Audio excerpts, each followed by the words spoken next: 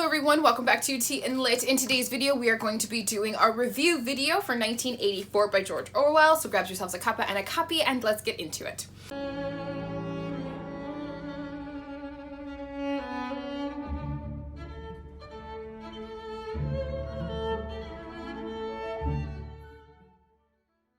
Before we talk, I just want to know really quickly in the comments below, on a scale of 1 to completely insane, how did this book make you feel? Because I definitely felt totally okay going into it. Here's the thing.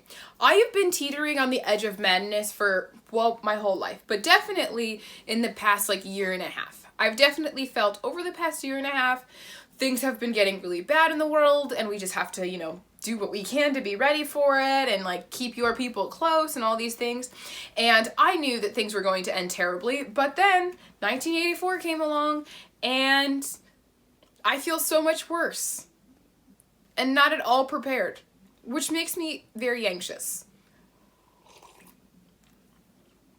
Now, I will say, I am reading this far before the 2020 presidential elections. I don't know what's going to happen in the next 2 months. Ruth Bader Ginsburg just died yesterday. I don't know how that's going to impact things by the time this video goes up on November 3rd or November 2nd or whenever this video goes up. So the world could already be, the country is burning already. Who am I kidding? Anyway, I'd like to know in the comments really quickly, on a scale of 1 to super crazy, how do you feel? Because I feel like a solid, here's the thing, I cruise at a 5. I'm definitely on the crazy scale.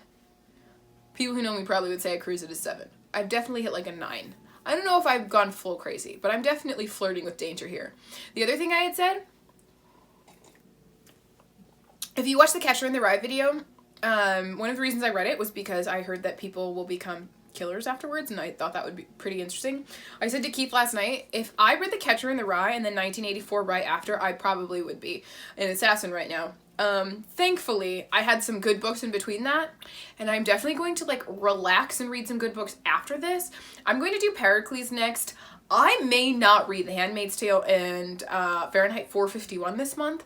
Both of them are on my November TBR. However, I am stressed and anxious and concerned about life in the world and particularly in my country. So those are my feelings about 1984 by George Orwell. Thank you so much for watching.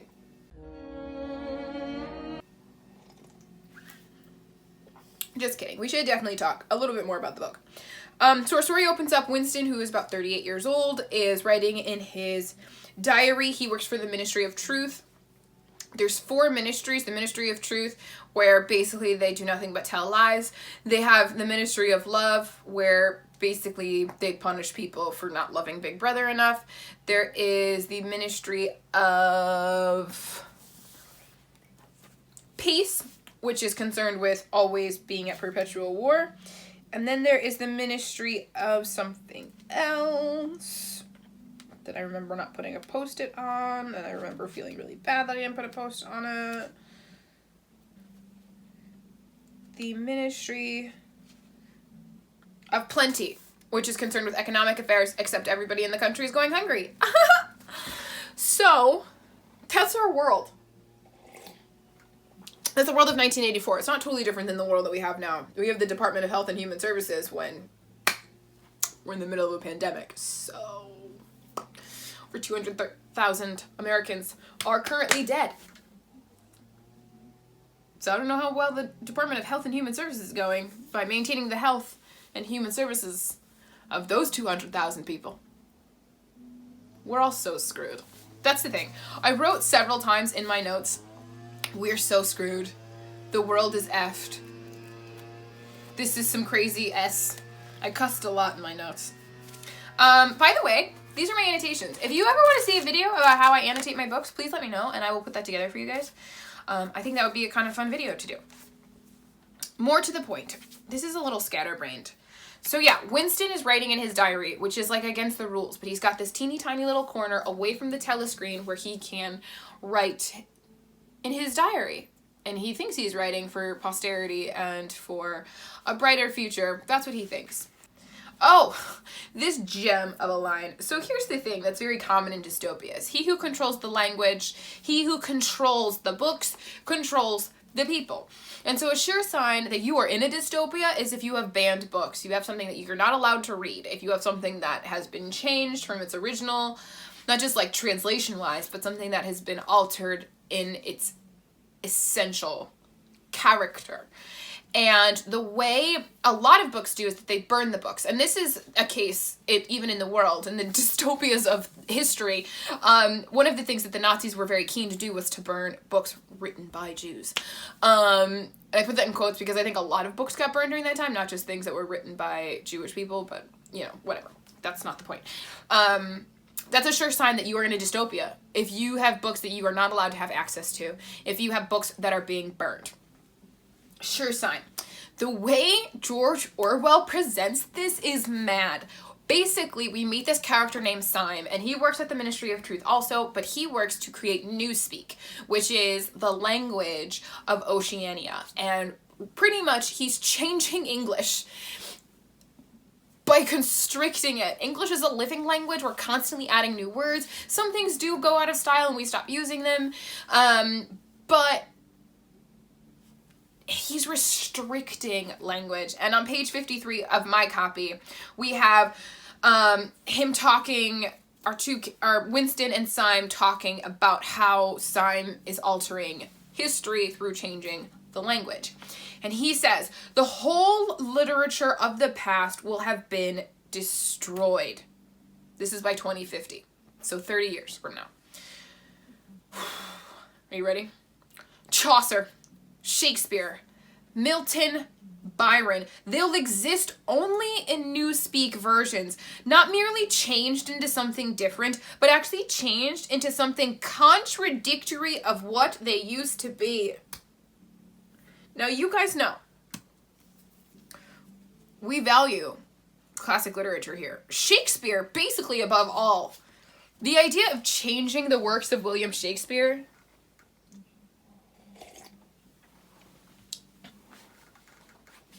I don't even know. The word heretical comes to mind, but I think that's just because I'm religious. There's some other word that I want to use.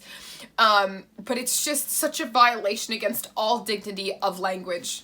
And it broke me. Not gonna lie, that jacked me up. That jacked me up. Before that, he says, the revolution will be complete when the language is perfect. The revolution will be complete when the language is perfect. So once we have changed everything and the language has changed so that certain words don't exist, certain great works of literature are completely contradictory of what they used to be, then you will know that you have completed the revolution. The thing that drives me so crazy about this book is that it seems like a how-to guide to start a cult and to ring in a dystopic era, and it basically does not end happily. And I think that's probably the thing that drives me the most crazy. And that's probably what I'm having a difficult time with all of these classic literature books, is that they don't end happy. Like, I feel like we're very accustomed to, like, the Disneyfied version of everything, where at the end of the story, everything's gonna be okay. And this book did not do that. The end of the story is not okay. So how do you build a cult? Step one, maybe not step one, I don't know. But you should definitely burn the books. Step two, you should change the language. I don't know if that's the order in which you should do things. Actually, that is the order in which you should do things. You should watch this video and think to yourself, how should I start a cult? You should burn the books and change the language. Those should be your first two choices, okay? She says that because people will notice that you're changing the language and burning the books. You shouldn't start with that. If you're going to start a cult, you should start by changing people's minds about whatever issues exist. That's the sensible thing to start with, because people will notice that you're burning their books and they won't like it. Okay, later in the book, on page 172, I was so much more organized for this book. We're going to get better and better with every book that we go through. Winston and Julia. Julia is his love interest. First of all, the way Winston approaches these situations, like, you live in this time when, like, you can't trust anyone, and then he kind of trusts Julia really quickly. He trusts O'Brien really quickly. I realized that my family could never be part of a revolution because we're all so paranoid. Page 187, the note says, "We are effed." Let's see what I wrote for page 187, shall we? We are all effed. Oh, in the middle of the book, in Act 2, basically Winston has gotten this book that he thinks is by Emmanuel Goldstein explaining like the inner workings of the system of the party. And so he only reads a little bit of it, but it kind of gave me the vibe that, like, I wonder if George Orwell wrote that part and then wrote the novel around that after kind of seeing what was happening in the world, particularly like under Nazi Germany and Italy at the time and Russia at the time. Like, what were the things that he was kind of observing about this and wanting to take away? And then he wrote basically this manifesto, and then he wrote a novel surrounding the manifesto. That area, that scene during Act 2 of the story where he is reading everything that Emmanuel Goldstein has written, had me all twisted. I'm not gonna lie to you. Here he's explaining why we are in a perpetual war. So in the book, they're in perpetual war. In the world, we're kind of in perpetual war, and he's explaining why. All of the disputed territories contain valuable materials, and some of them yield important vegetable products such as rubber, which in colder climates it is necessary to synthesize by comparatively expensive methods. But above all, they contain a bottomless reserve of cheap labor. Now, the reason this got me is because my brother one day said, Keith is so smart, he's so profound. Very passively, he's like, the human species does not know how to exist without slave labor. The human species does not know how to exist without slave labor. I want you to think about the whole of human history. And I think sometimes in Western society we can think that we're so superior because we don't have slaves. But don't we? Pretty sure all of my clothes, everything in my room, all of this was made in China by some 9-year-old kid that doesn't know how to read, that works 18 hours a day. Like, we don't know how to exist without slave labor. We just exported it. So it's not in our face, so we don't have to feel bad. In the past, it was in our face, and then, you have the moral qualms of, is it wise to have slaves? But now, because they're on the other side of the planet, we don't have to worry about it. We can have it and not think about it or look at it. Whichever power controls equatorial Africa or the countries of the Middle East or southern India or the Indonesian archipelago disposes also of the bodies of scores of hundreds of millions of ill-paid and hard-working coolies. The inhabitants of these areas, reduced more or less openly to the status of slaves, pass continually from conqueror to conqueror and are expended like so much coal or oil in the race to turn out more armaments, to capture more territory, to control more labor power, to turn more armaments, to turn out more armaments, to capture more territory, and so on indefinitely. It should be noted that the fighting never really moves beyond the edges of the disputed areas. The Middle East has been burning. So here's the thing. The Middle East, I feel like the Middle East will always burn because they do have oil reserves, but also because, like, it's disputed religious territory. Now, my feeling as a religious person, God the Father was really nice. He gave everybody their own day, okay? I think we should build one big building on the mountain and divide it into 3 rooms, and everybody gets their day. You don't have to have a huge parking lot because everybody gets their own day. That's how I would solve the problem. But I'm crazy. You can tell by my eyes. My eyes have gone all crazy.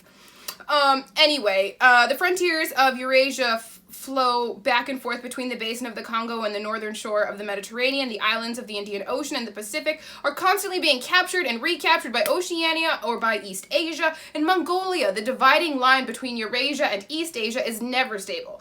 Round the pole, all 3 powers lay claim to enormous territories, which in fact are largely uninhabited and unexplored, but the balance of power always remains roughly even, and the territory which forms the heartland of each superstate always remains inviolate. Yeah, because nobody's going into Beijing Nobody's going into Moscow. I almost said St. Petersburg. If I ever went to Russia, it would be to St. Petersburg because that's the real capital of Russia. I would love to go there. Nobody's going into London. Well, the Nazis tried, but Churchill saved them. Churchill saved them. Anyway, it just got me all twisted. Basically saying that these areas will always be at war because there's resources there and there's cheap labor there and the world doesn't know how to exist without those two things. And that got me twisted up, twisted up, twisted up. Page 192 is my next note. Well, it's not my next note. It's the next note I wanted to talk about in this video. Ooh, this is a good one. Even the humblest party member is expected to be competent, industrious, and even intelligent within narrow limits. But it is also necessary that he be a credulous, ignorant fanatic whose prevailing moods are fear, hatred, adulation, and orgastic triumph. Now I want you to consider the presidential rallies you've seen. Not just in this election cycle, in past election cycles too. I want you to think about when, people go to college campuses and they see young people. I want you to think about when you see riots and protests. When you watch the news, are the prevailing moods fear? Fear of the future, fear of the other side, fear of violence, hatred. Do you loathe the people who don't look like you, who don't sound like you, who don't use the same vocabulary as you? Adulation and orgastic triumph. What are the moods of our political parties? And then I want you to consider that there's only two of them. There's only two of them, and we have this list of like 7 issues, and both parties take opposite sides of those 7 issues, and when you vote, you choose between 2 parties. Do you vote down ballot? Do you just pick up and say, I'm a Democrat, I'm a Republican, and I'm just going to check mark the box of every person with a D next to their name or every person with an R next to their name? Or do you actually, before the election, Google who's running for your comptroller, or who's running for your sheriff, or who's running to be on the school board?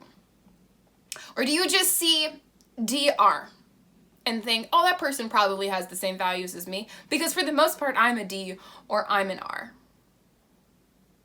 Do you actually think that through? No? A lot of people don't. You should know who's running in your state and local areas because they have a greater impact on the way you live your life, even more so than what the president or even your senators and House of Representatives have to say. The president is not supposed to be the most important person in your life. The president is not supposed to be the most important. The president is not supposed to have the greatest authority over you. Because we are supposed to be a free society with individual liberties. That sometimes we come together as communities, we come together as cities, we come together as states to say these are the issues that are important to us. The federal government is there to protect all of us. They are not there to make sure that you have everything that you want. You know who is? Your mayor, your governor. They're the ones you should look to, not the president. But over the past, throughout my whole lifetime, the president has been the most famous person and has had the biggest impact, it seems, on the way everyday Americans live their lives. And they shouldn't be. And so when we vote, when we watch the news, we get all hung up. Do you watch your local news? Do you even know who your state representative is? Do you know even where your state house is located? And it's like, the reason the government gets so overinflated, the reason that our taxes are so high, the reason that there's so much money flowing into government, but it doesn't seem to be flowing out of government to everyday Americans' pockets, is because we have allowed them to get too big, too powerful. And it's because we don't do the research ourselves. And it's not because we don't have access to information. And this was something that throughout the past has been an issue where it's like, well, people they can't read or they can't Google whose policies are what. who has what policies. And so people lacked the technology and the information to make informed decisions. You don't have that excuse. You can open a tab right now and ask Mr. Google Pants what district you're in and who is running in your district. And it is alarming to see how many people do not have anyone running against them. I don't like my state representative. I don't like her. I don't like her staff. I don't like her. But do you know what? She has no one running against her, and there's nothing I can do. She's been in office for as long as I can remember, definitely since I was in high school. And I don't think she's good, but nobody's running against her. But we can't, because we're all too stupid. Because even though we have access to this technology, which is talked about in 1984, you've got access to the technology, you have so much technology that there shouldn't have to be poor people in the world of 1984. You get so much technology that you shouldn't have to be at war all of the time. But you do it because you are drunk with power. That is the world of 1984. A small group of people are drunk with power and they stay in power. In 1984, they explained to you what would happen to overthrow a government. Where did I find that? But the problems of perpetuating a hierarchical society go deeper than this. By the way, there are 3 levels of the hierarchical society. First is the highs, and the highs like to maintain their power. That's the purpose of them. Number 2 is the middles, and they would like to move up in the world. And they have enough resources that they can at least try. The third one is the bottoms, and they are the poor people who will be used and abused by the middle people to help them get into the higher position, but then will get tossed out and still stay low. So there's this exchange of really just highs and middles that never actually touches the people on the bottom. So how do you overthrow a government, or how do you overthrow the world powers? As I said, I don't think that it's necessarily governments today. I think it's big business. Factories, mines, land, houses, transport, everything had been taken away from the capitalists. And since these things were no longer private property, it followed that they must be public property. Ingsoc, which grew out of the earlier socialist movement and inherited its phraseology, has in fact carried out the main item in the socialist program, with the result foreseen and intended beforehand, that economic inequality has been made permanent. So what he's saying is that, socialism will always lead to permanent inequality for people. Sums up the whole story on page 193. I'm just ranting. That's all I'm saying. The 2 aims of the party are to conquer the whole surface of the earth and to extinguish once and for all the possibility of independent thought. That sums up the entire story in one sentence. So that's cool. Anyway, the quality of writing I gave a 5. I think George Orwell did a great job explaining this horrible, horrible world and some of the problems that the people in this world are trying to navigate. Next one is ease of reading. I gave a 4. It's not a hard book to read, but it is one of those things where you read a paragraph and then you have to put it down and think about it. It's hard to get through. It's not so much the reading that's tough, in my opinion, but it's too thought-provoking. The next one is pacing. I gave a 4. There is a little bit of a lull in the middle, but that's fine. The plot, I gave a 5, mostly because I love how it came full circle. I don't love how it came full circle. I am brokenhearted and amused and aware that it came full circle. The characters, I gave a 5. I thought these were really good characters. They weren't totally fleshed out. Winston was the only character that was fully fleshed out, but I think that it adds to the mystique of the story. So I think it was well done. The atmosphere, I gave a 5, not because it was enjoyable like it is for other books, but because the author did such a great job building what it would feel like in this environment. Next one is enjoyability. I gave a 1. As I said, I really did not like this book. It got me all twisted up in my mind, and I just cannot even deal with it, as you can tell, because I've been talking for an hour. Insightfulness, I gave a 5. I think there's a lot to be learned from this story, a lot that we need to think about and take into consideration. For logic, I gave a 4, and then the book cover, I also gave a 4. I don't think this is the original book cover, but the idea of the all-seeing eye definitely got me. So all in all, it got roughly a 4.5 stars. 4 stars, we'll call it, from me. even though I didn't like it. This is probably the highest rated, least desirable book I've ever read. I think that's what I'm going to say. Anyway, thank you guys so much for listening to me ramble all this time. I don't know how it's going to be for you, but I've just been I've been sitting here talking for over an hour, but not necessarily in this video. December, we will be doing Beowulf. And as I mentioned, I don't know if I have like the intellectual capacity to process any more dystopias. So next year or next time, I'm like, we should have a dystopia month. I want you to be like, no, girlfriend, you know you can't tolerate that. Because the last time you tried, it got you all twisted.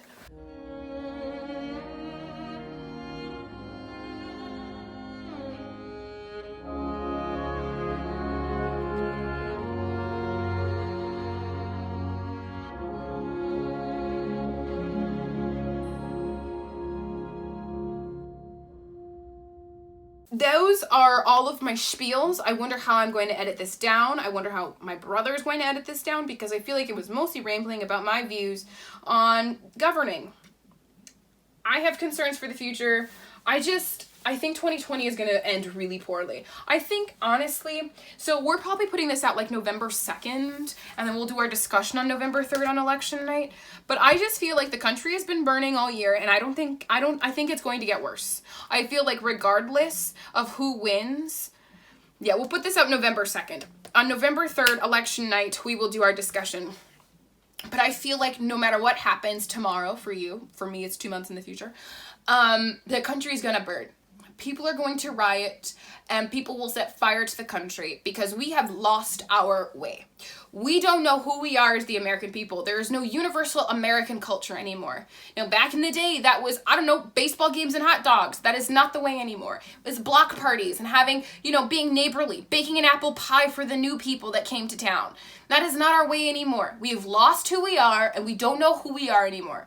And I would love to see a situation in which we realize, hey, the government does not dictate everything in our lives. And we have a greater obligation to ourselves, our families, our neighbors, our friends, our communities. And the way that we bring in a brighter future in 2021 and beyond is if we say, you know what? I'm going to take personal responsibility as my forefathers and foremothers have, and I'm going to take responsibility for the people immediately close to me. And I'm going to say, hey, there are 330 million of us. No one can tell us what to do, what to think, how to feel, except for us. We get to decide who we want to be. We get to decide what it means to be an American. Now, what it means to me to be an American is to say that we love our families and we take care of each other. It says that we take care of our environment because we care about the future of our children and our children's children. It says that we're going to make sure that every person has access to healthy food, clean water, clean air, and a good education, and access to banned books. Every child in this country has a right to read 1984. And we will never, ever, ever be complacent in the election of someone who would take away literature, great works of literature. Every person will have access to know how to read and to know how to think through what they're reading. Not what to think, but how to think. And we will not be victims of propaganda on the 24-hour news stations. Instead, we will think for ourselves and share our thoughts and ideas. And above all else, we will assume the best of the person sitting across from us at a talk, at a dialogue, at a debate. We will assume they love the country just as much as we love the country. They just love the country different. But that's not what we're going to do anytime soon. So, we're all screwed. Bye.